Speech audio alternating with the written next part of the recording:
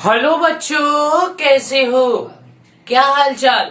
मस्त एकदम। चलिए आज स्टार्ट करते हैं एक नए लेक्चर के साथ। और ये लेक्चर है बेटा potential energy of an electric dipole in uniform electric field. एक यूनिफॉर्म इलेक्ट्रिक फील्ड के अंदर हम एक डाइपोल को रख करके वहां पे पोटेंशियल एनर्जी कैलकुलेट करेंगे फॉर डिफरेंट डिफरेंट सिचुएशंस। देखिए फर्स्ट सिचुएशन यहाँ पे तीन सिचुएशन बनेगा। व्हेन इलेक्ट्रिक डाइपोल को जब हम 90 डिग्री पे रखेंगे, 0 डिग्री पे रखेंगे और 180 डिग्री पे रखेंगे। ठीक है बेटा, तो मेरा नाम है हर्ष सिंह और हमारा और आपका एक खूबसूरत सा चैनल हर्ष फिजिक्स वाले, और इस पे हम पढ़ने जा रहे हैं हमारा प्यारा सा topic potential energy of an electric dipole in uniform electric field. तो चलिए स्टार्ट करें। तो फर्स्ट ऑफ ऑल मैं बता दूं बेटा कि आपको इलेक्ट्रिक डाइपोल क्या होता है। जैसे कि इससे पहले आपने इलेक्ट्रिक डाइपोल में आपने उसमें इलेक्ट्रिक फील्ड कैलकुलेट कर चुके हैं और उसके बाद हमने टॉर्क वगैरह भी देख चुके हैं, और आज हम पोटेंशियल एनर्जी की बात करेंगे डाइपोल की वजह से। ठीक है, ये टॉपिक कॉम्पिटिटिव लेवल के लिए भी काफी इंपॉर्टेंट है और as well as board level के लिए भी काफी इंपॉर्टेंट, क्योंकि बोर्ड में टॉपिक पूछा जाता है। ठीक है, सो आप इसको प्रिपेयर कर लीजिएगा। चलिए स्टार्ट करते हैं। चलिए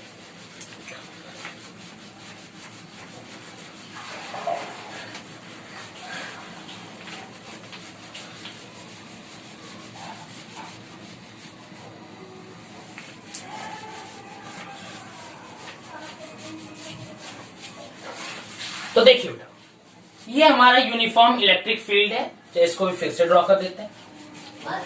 ठीक है, देखिए जैसे मान लेते हैं कि हमारा एक यूनिफॉर्म इलेक्ट्रिक फील्ड है। ये हमारा एक यूनिफॉर्म इलेक्ट्रिक फील्ड है। ठीक है, फिर से देख लीजिए एक बार।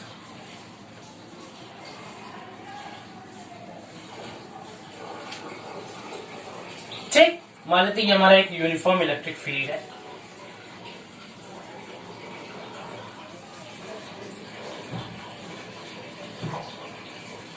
ठीक बेटा, ये हमारा एक यूनिफॉर्म इलेक्ट्रिक फील्ड है।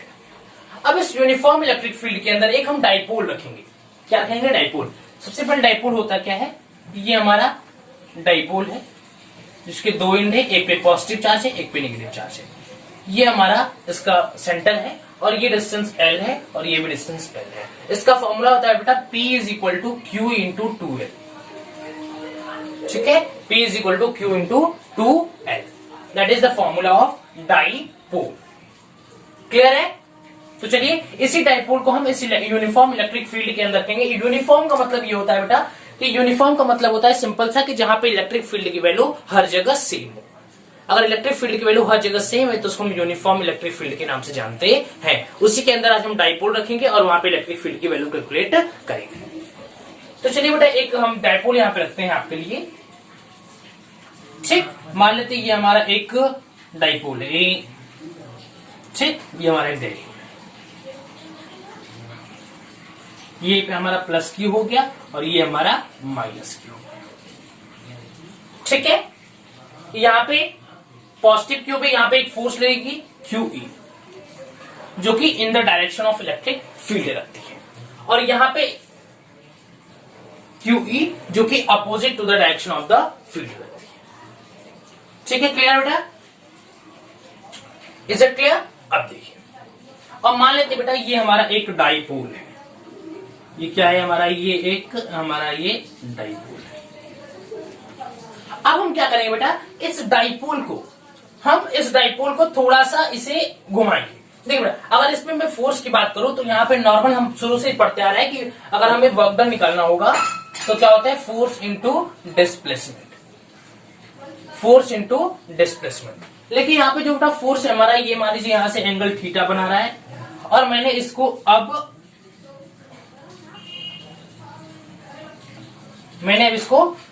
ऐसे रोटेट कर दिया, इसे थोड़ा सा ऐसे घुमा दिया। अब ये हमारा प्लस क्यू यहां आ गया है और ये माइनस क्यू यहां आ गया है।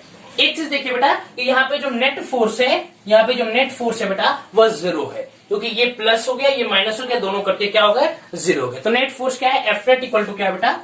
F नेट इक्वल टू क्या है? 0। अब इसको घुमाने के लिए क्वांटिटी हमने पढ़ा था रोटेशनल मोशन के चैप्टर में, क्लास 11th में रोटेशनल मोशन का जो चैप्टर होता है उसमें पढ़ा था कि घुमाने वाली एक क्वांटिटी होती है टाउ। क्या होता है, टाउ। और वहां पे एक डिस्प्लेसमेंट वाला भी टर्म होता है जिसको थीटा बोलते हैं। So we know that work done equal to tau into theta. यहां पे थीटा क्या है, हमारा एंगुलर डिस्प्लेसमेंट है, और टाउ क्या है, ये हमारी कोई घुमाने वाले ऐसी कोई क्वांटिटी है। ठीक, सो यहाँ पे वर्क डन क्या गया बेटा, in the terms of rotational motion के टर्म में क्या गया, work done equal to tau into theta. Clear है? तो अब देखिए क्या करेंगे, एफ नेट हमारा क्या है बेटा, 0 है। समझ में आ रहा है? वीडियो क्लियर आ रहा है कि नहीं आ रहा है? मस्त आ रहा है एकदम, वीडियो क्लियर आ रहा है बेटा। अब देखिए, मान लेते बेटा मैंने बोला कि ये जो हमारा डाइपोल है इसको मैंने ऐसे रोटेट किया। मान लेते पहले θ1 पे था, अब मैं इसको रोटेट करके θ2 एंगल पे कर दिया। ठीक है, तो work done by electric force, यहां पे कौन सा फोर्स है बेटा, electric force. So work done by electric force equal to work done क्या होता है, फोर्स इंटू डिस्प्लेसमेंट, लेकिन यहां पे तो हमारा रोटेट वाला कॉन्सेप्ट यूज हो रहा है, तो क्या होगा, टाउ डॉट थीटा। बट यहां पे थीटा का टर्म नहीं लेंगे, यहां पे क्या लेंगे बेटा, D theta, tau dot d theta. ठीक है, अब हमने पढ़ा है कि टाउ इज इक्वल टू क्या होता है, in the case of dipole moment tau is equal to होता है बेटा P cross E, P cross E. या आप इसको ये भी लिख सकते हो, टाउ इज इक्वल टू क्या होता है बेटा, P cross E. So tau is equal to क्या लिख सकते हो, पीई साइन थीटा। क्या लिख सकते हैं, P E sine theta. So at the place of tau हम लिख सकते हैं पीई साइन थीटा, बट हम क्या करते हैं, इसको इंटीग्रेट कर देते हैं θ1 से θ2, क्योंकि इनिशियल कहां था वो θ1 पे, मैंने इसको एंटी क्लॉकवाइज डायरेक्शन में इसको θ1 से θ2 पे रोटेट कर दिया। तो हमारा इनिशियल पोजीशन क्या है, θ1, और फाइनल पोजीशन क्या है बेटा, θ2 है। क्लियर है? एकदम क्लियर है? अब ध्यान दीजिएगा, क्लियर है बेटा? सो ये मान लेते हमारा इलेक्ट्रिक फील्ड यहां से यहां तक है, ये दोनों तरफ एरो का मतलब हो जाएगा कैसे, आप कंफ्यूजन ना होइएगा। ठीक है, मैंने इसलिए इसको इरेज कर दिया। ठीक, अब देखिए तो टाउ, ठीक है बेटा, तो चलिए यहां पे मान लेते कि हमारा electric field uniform electric field है।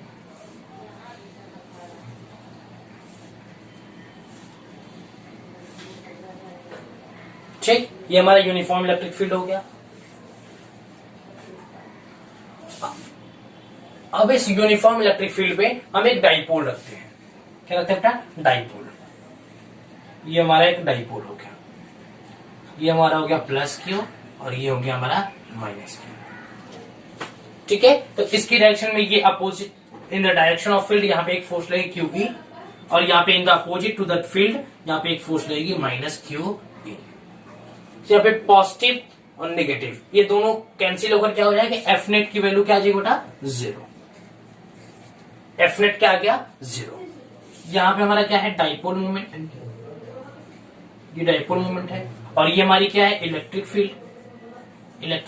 तो डाइपोल मोमेंट और इलेक्ट्रिक फील्ड के बीच का मान लेते बेटा, यहाँ पे एंगल दिया है थीटा। क्या दिया है, थीटा। अब मान लेते बेटा इसी डाइपोल को हमने यहां से रोटेट कर दिया, इस डाइपोल को मैंने ये ऐसे एंटी क्लॉकवाइज डायरेक्शन में, ये एंटी क्लॉकवाइज डायरेक्शन में, इसको मैंने यहाँ पे रोटेट कर दिया, इसका एंगल है θ2। तो मैंने इसको θ1 से θ2 पे रोटेट कर दिया इन the direction of anti clockwise. तो यहाँ पे बेटा रोटेशन मैंने क्या किया है, एंटी क्लॉकवाइज डायरेक्शन में, बट इसका जो बेटा घूमने वाला जो क्वांटिटी है ये क्या होगी, क्लॉकवाइज डायरेक्शन में। इट मींस दैट बेटा कि यहाँ पे इन दोनों के बीच का एंगल जो है हमारा 180 डिग्री है। क्या है, 180 डिग्री। इलेक्ट्रिक फील्ड इस डायरेक्शन में, ठीक है, और यहाँ पे जो रोटेट किया है हम इसको इस डायरेक्शन में, तो इन दोनों के बीच का एंगल क्या हो गया, 180 डिग्री। ठीक, तो देखिए जनरली हम लिख सकते हैं फोर्स इज इक्वल टू, यहाँ पे वर्क का फॉर्मूला क्या होता है, वर्क डन इक्वल टू क्या होता है बेटा, फोर्स इंटू डिस्प्लेसमेंट। ठीक, लेकिन यहाँ पे तो हम घुमाने वाली क्वांटिटी को यूज कर रहे हैं, ये हमारा प्लस क्यू हो गया, ये हमारा माइनस क्यू हो गया। ठीक है, ठीक, यहाँ पे भी फोर्स क्या होगा, वो 0 होगा, क्योंकि यहाँ पे ये in the direction of field, in the opposite to the field, यहाँ पे माइनस क्यू हुई, यहाँ पे प्लस क्यू हुई, दोनों कैंसिल होगी, क्या आएगा, 0। तो यहाँ पे work done equal to force into displacement नहीं लगाएंगे, क्योंकि यहाँ पे घुमाने वाली क्वांटिटी का यूज हो रहा है। तो हम जानते हैं रोटेशन मोशन के चैप्टर में हमने पढ़ा था क्लास 11th में, होता है टाउ इज इक्वल टू, ठीक है,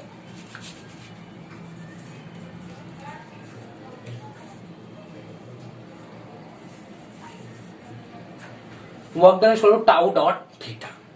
यहाँ टाउ क्या है बेटा, हमारा घुमाने वाली क्वांटिटी है, और थीटा क्या है बेटा, angle between the dipole moment and electric field. Dipole moment and electric field, इन दोनों के बीच का एंगल है, वर्क डन निकाल रहे हैं यहाँ पे फोर्स इंटू डिस्प्लेसमेंट से। ठीक है, तो यहाँ पे तो जो फोर्स है बेटा वो वेरिएबल फोर्स है, तो वेरिएबल फोर्स का हम लोग वर्क डन कैसे निकालेंगे, so work done by electric force equal to क्या होगा, टाउ डॉट डी थीटा। ठीक है, टाउ डॉट डी थीटा, इन दोनों के बीच का एंगल कितना है बेटा, 180 डिग्री। सो हम लिख सकते हैं work done by electric force equal to integral tau dot d theta cos 180 degree. ठीक है, फ्रॉम थीटा 1 से थीटा 2, थीटा 1 से थीटा 2। क्लियर हुआ। अब cos 180 का वैल्यू क्या होती है, -1। सो यहां पे हो जाएगा इंटीग्रल थीटा 1 से theta 2 tau dot d theta -1। ठीक है, ये माइनस क्या है बाहर। अब हम जानते हैं टाउ इज इक्वल टू क्या होता है बेटा, P डॉट E होता है, P क्रॉस E होता है। ठीक है, टाउ इज इक्वल टू क्या होता है, P cross E। So tau is equal to P cross E, तो हम इसको लिख सकते हैं tau is equal to P E sine theta, लिख सकते हैं tau is equal to P E sine theta. तो at the place of tau क्या लिख सकते हैं हम लोग, P E साइन थीटा। तो ये इंटीग्रल फ्रॉम थीटा 1 से theta 2 P E sine theta D theta, और ये माइनस कहां गया बाहर। तो साइन थीटा डी थीटा क्या होता है, इंटीग्रेशन के केस में साइन थीटा डी थीटा क्या होता है, माइनस कॉस थीटा। सो यहां पे लिख सकते हैं इंटीग्रेशन फ्रॉम थीटा 1 से theta 2 P E cos theta. ठीक है, और ये माइनस माइनस प्लस हो गया, इसलिए मैंने यहाँ पे माइनस की क्वांटिटी को नहीं लिखा। ये माइनस हो जाएगा, ये क्या होगा, ये माइनस कॉस थीटा होता है, तो माइनस और माइनस क्या होगा प्लस। तो यहाँ पे लिखा मैंने इंटीग्रल फ्रॉम थीटा 1 से theta 2 P E cos theta, P E cos theta. Clear है। सो यहाँ पे लिख सकते हैं हम लोग, यहाँ पीई को बाहर नहीं आती है, तो PE from cos theta 2 minus cos theta 1।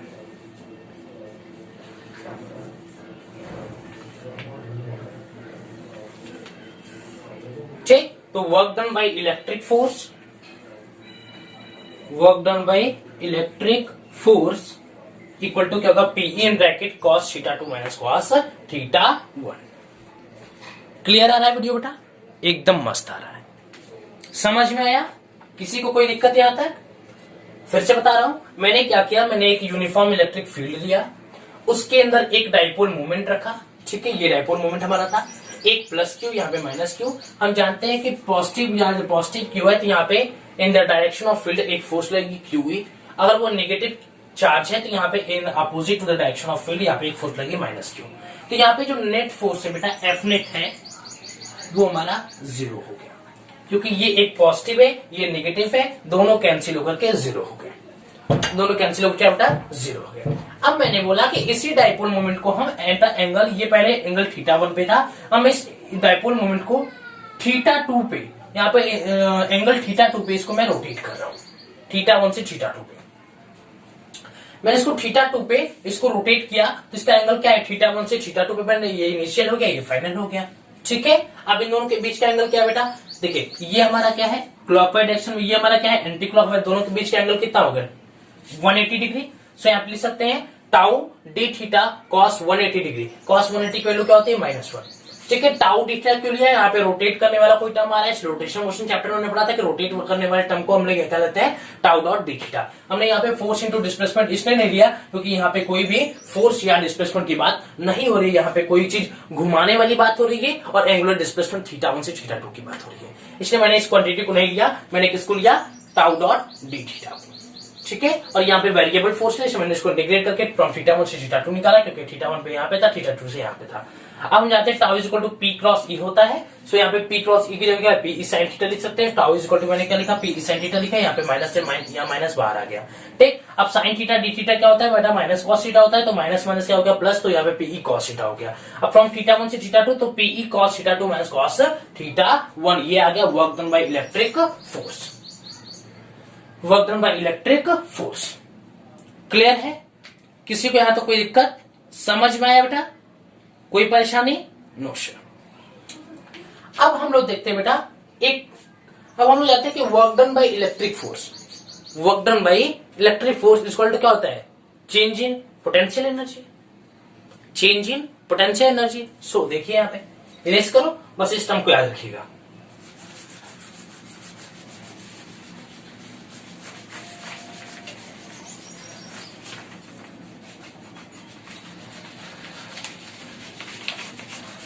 समझ में आया बेटा?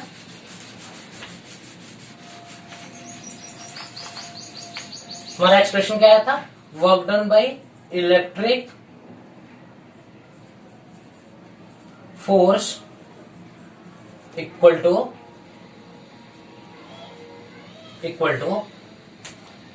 P E cos theta 2 minus cos theta 1।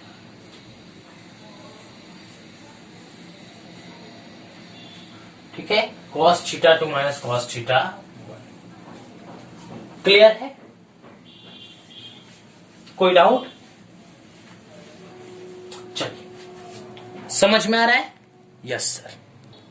ठीक है बेटा, तो हम लोग जानते हैं कि change in potential energy equal to क्या होता है? Minus work done by conservative force. Conservative force.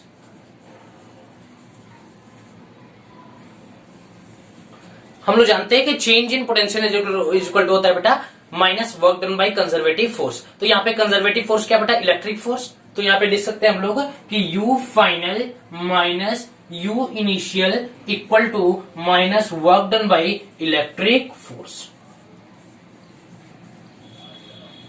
Electric force. Clear है? सो हम लोग क्या करते हैं? इसी टर्म के आगे यहाँ पे माइनस लगा देते हैं। इरेज करो। चलो,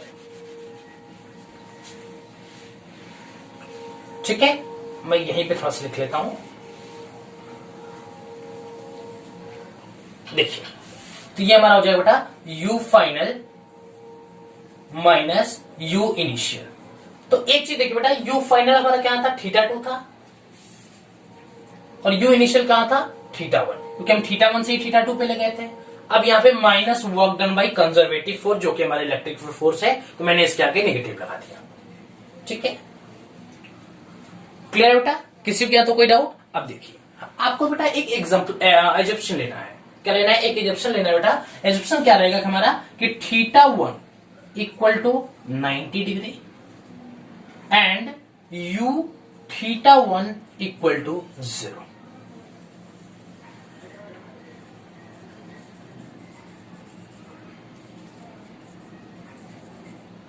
इसको डाइजेस्ट करिए। नहीं समझ में आया? पानी पी करके आओ, थोड़ा डाइजेस्ट करो।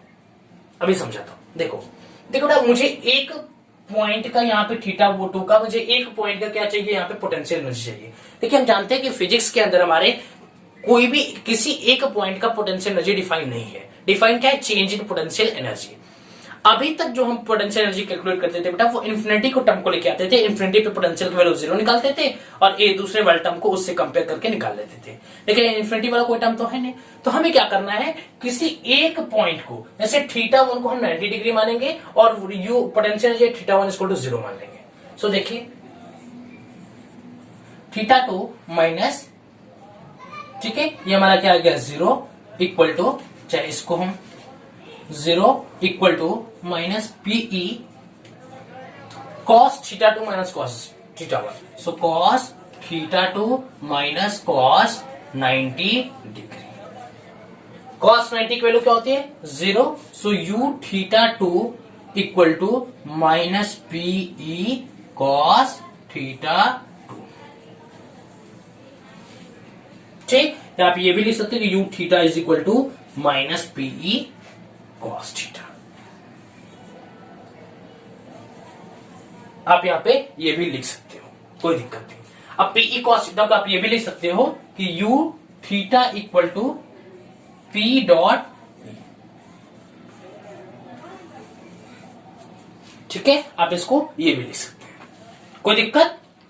समझ में आया? मैंने बोला आप ये तभी पॉसिबल बेटा जब आप एजप्शन लोगे, जब आप एजप्शन लोगे कि एजप्शन है बेटा कि थीटा 1 क्या है? हमारा 90 डिग्री है और u θ1 की वैल्यू क्या है 0।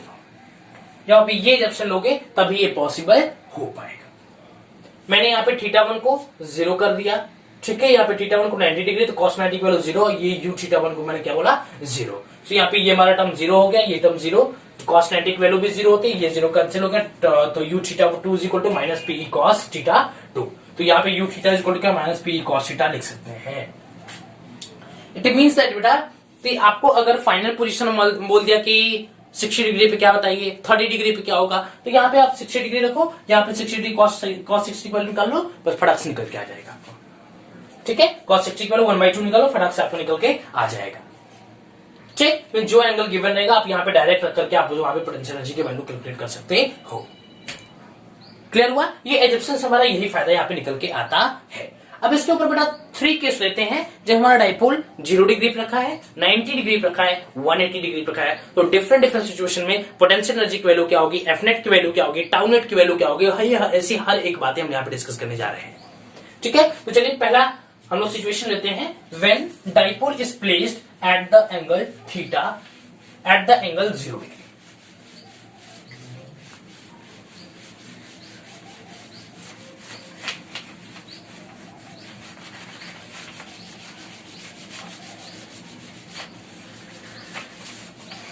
ठीक, तो वही मान लेते हैं हमारा एक प्यारा सा इलेक्ट्रिक फील्ड है यूनिफॉर्म,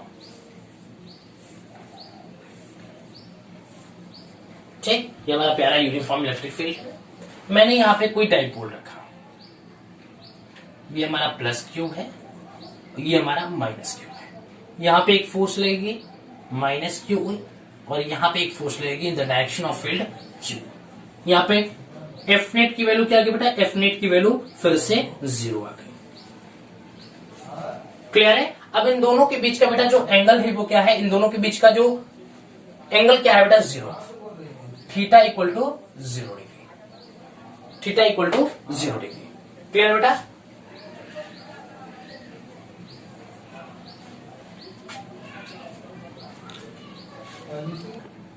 ठीक है बेटा। अब देखिए यहाँ पे टाउ नेट निकालते हैं, टाउ इज इक्वल टू क्या होता है, P E sine theta, P E sine theta. दोनों के बीच का एंगल क्या है 0, सो यहाँ ये क्वांटिटी 0, तो यहाँ टाउ की वैल्यू क्या होगी 0। इससे ये तो क्लियर हो गया कि ये वैल्यू भी 0 है, ये वैल्यू भी 0, तो ये क्या है इक्विलिब्रियम में,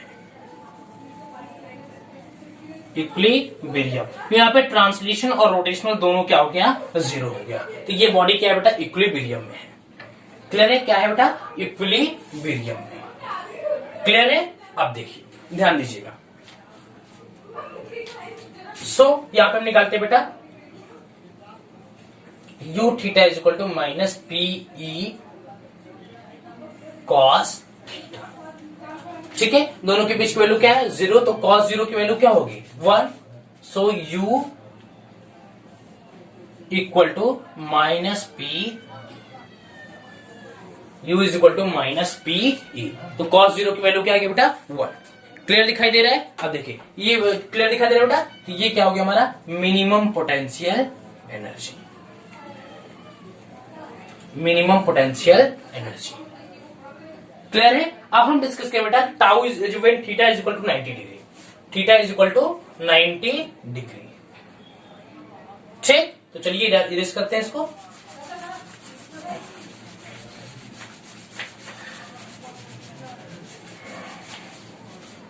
देखिए मान लेते वही हमारा प्यारा सा सुंदर सा नन्हा सा मुन्ना सा यूनिफॉर्म इलेक्ट्रिक फील्ड है,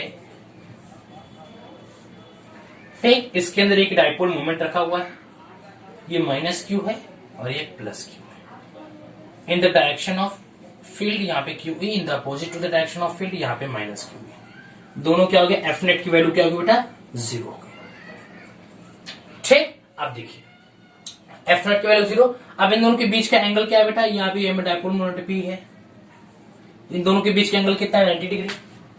सो टाउ इज इक्वल टू क्या होता है P E sine theta, where theta is equal to क्या है 90 डिग्री। सो यहाँ पे साइन 90 की वैल्यू क्या होती है 1, सो टाउ इज इक्वल टू क्या हो गया पी ई,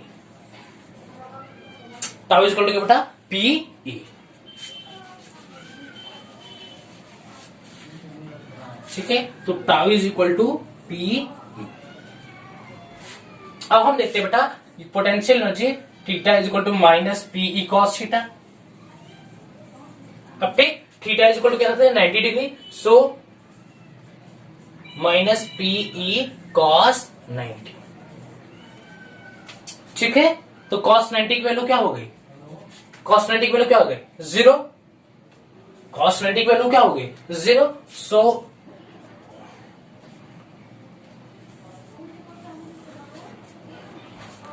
क्लियर है, क्लियर बेटा। तो यहाँ पे U potential energy at 90 degree equal to क्या हो गया 0 हो गया, और ये हमारा जो tau is equal to P E है ये हमारा क्या है मैक्सिमम है। ठीक, क्योंकि cos 0 की वैल्यू क्या होती है 1, वो मैक्सिमम वैल्यू है, इसलिए यहाँ पे टाउ इज इक्वल टू क्या पीई है हमारा मैक्सिमम है।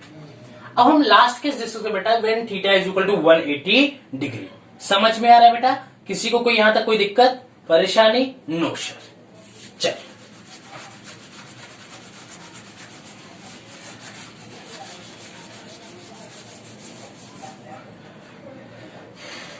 ठीक, तो चलिए डिस्कस करते हैं when theta is equal to 180 degree. ठीक, वही मान लेते हैं हमारी इलेक्ट्रिक फील्ड है।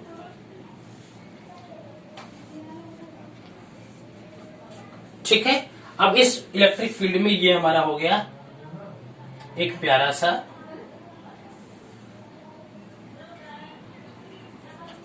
Dipole moment. क्लियर है, अब मान लेते हैं ये हमारा डाइपोल मोमेंट कुछ इस प्रकार है, यहां पे है प्लस क्यू, ये हमारा है माइनस क्यू। कैमरे में अच्छे से आ रहा है? Yes sir. क्लियर बेटा? ठीक, तो ये हमारा क्या हो गया प्लस क्यू, और ये हमारा क्या हो गया माइनस क्यू। ठीक है, तो इसके डायरेक्शन में ये मान लीजिए ये हमारा डाइपोल मोमेंट है, ये हमारा है प्लस क्यू, ये हमारा है माइनस क्यू। इसकी डायरेक्शन में ये फोर्स लगेगा क्यू ई, और एक इस डायरेक्शन में फोर्स लगा माइनस क्यू ई। यहाँ पे नेट फोर्स क्या आ गया बेटा 0 आ गया, नेट फोर्स क्या आ गया 0। सो यहाँ पे हम लिखते हैं बेटा F net is equal to 0, F net equal to 0। अब टाउ इज इक्वल टू हम लोग जानते हैं कि बेटा पी क्रॉस ई होता है, सो पीई साइन थीटा, साइन 180 की वैल्यू, इन दोनों के बीच का एंगल क्या था 180 डिग्री था, तो sine 180 0, so tau net equal to क्या है 0 है। इससे ये बात फिर से क्लियर हो गई बेटा कि यहाँ पे ये बॉडी क्या है इक्विलिब्रियम है, इसमें है इक्विलिब्रियम में। क्लियर है? अब देखिए, अब हम फाइनल पोटेंशियल एनर्जी निकालते हैं is equal to minus PE cos theta. Theta is equal to क्या 180 degree, so is equal to minus PE, तो ये आ गया प्लस पीई। कैसे? कॉस 180 की वैल्यू क्या होती है, चलो यहां लिख देता हूं। ठीक है, cos 180 degree, so equal to minus PE minus 1, so minus minus क्या हो गया प्लस, तो U at 180 degree equal to plus P. ठीक, ये हमारी पोटेंशियल एनर्जी क्या होगी बेटा मैक्सिमम, ये हमारी मैक्सिमम पोटेंशियल एनर्जी होगी, जो कि बॉडी क्या है बेटा अनस्टेबल इक्विलिब्रियम में, अनस्टेबल इक्विलिब्रियम।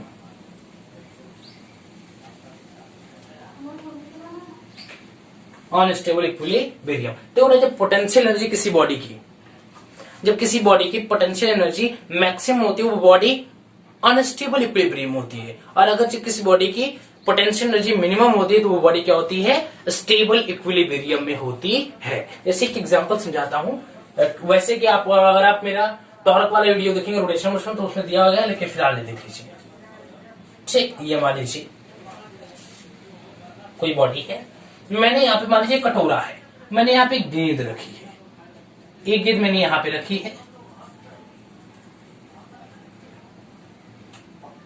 ठीक है, और एक गेंद मैंने यहाँ पे रखी है।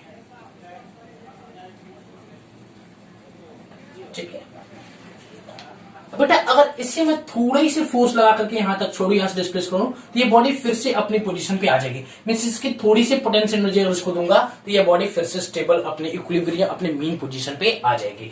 बट जब आप इसको थोड़ा सा डिस्प्लेस करोगे तो यह फिर से अपने मीन पोजीशन पे नहीं आ पाएगी। मींस इस बॉडी की पोटेंशियल एनर्जी क्या है maximum. Due to maximum potential energy ये बॉडी अपनी मेन पोजीशन पे नहीं आ रही है, मतलब ये क्या है, अनस्टेबल इक्विलिब्रियम में है। और इस बॉडी को मैंने थोड़ी सी पोटेंशियल एनर्जी दी, थोड़ा सा इस पे थोड़ा सा फोर्स लगाया, थोड़ा सा इस पे वर्क डन किया पोटेंशियल एनर्जी के फॉर्म में, ये बॉडी क्या है, फिर से अपनी पोजीशन मेन पोजीशन पे आ गई। इसका मतलब क्या है, ये स्टेबल इक्विलिब्रियम है, ये हमारे अनस्टेबल इक्विलिब्रियम है। यहां से मैं बताने की इतना ही कोशिश कर रहा हूं, किसी बॉडी के ऊपर अगर मैक्सिमम पोटेंशियल एनर्जी होती है वह अनस्टेबल होता है, और अगर वह उसके पास मिनिमम पोटेंशियल एनर्जी वो क्या होता है, स्टेबल इक्विलिब्रियम में होता है। तो ये बेटा हमारा कॉन्सेप्ट क्लियर हुआ, ये हमारा टॉपिक खत्म होता है, potential energy of an electric dipole due to in a uniform electric field. हम दो चैप्टर को साथ में चला रहे हैं, electric field and charges and electrostatics potential and capacitance. तो उसके बाद के लेक्चर में हम लोग आगे डिस्कस करेंगे, लेकिन बस तब तक के लिए पढ़ाई करते रहिएगा। All the very best.